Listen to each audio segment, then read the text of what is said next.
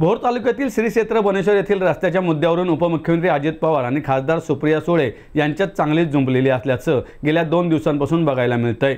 आज पुन्हा एकदा अजित पवार यांनी बनेश्वरच्या रस्त्याच्या मुद्द्यावरून सुप्रिया सुळे यांना टोमणे दिले आहेत।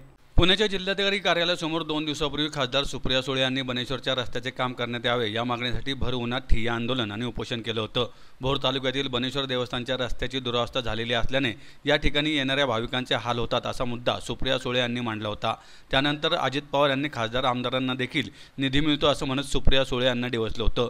त्यावर 5 कोटींच्या निधीत किती कामं होतात असा पलटवार सुप्रिया सुळे यांनी केल्यानंतर आज पुन्हा अजित पवार यांनी एका कार्यक्रमात पत्रकारांशी बोलताना बनेश्वरच्या 600 मीटरच्या रस्त्याचं काम तातडीने सुरू होईल अशा सूचना दिल्या आहेत।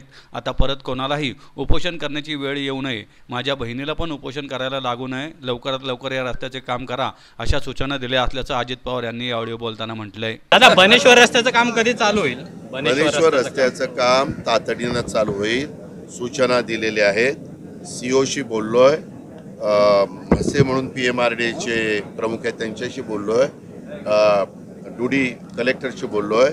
त्यांना म्हणलं 600 मीटरचा रस्ता आहे, आता परत कुणालाही तिथं उपोषण करण्याची पाळी येता कामा नये, माझ्या बहिणीला पण येता कामा नये आणि इतर कुठल्या नागरिकांना पण येता कामा नये।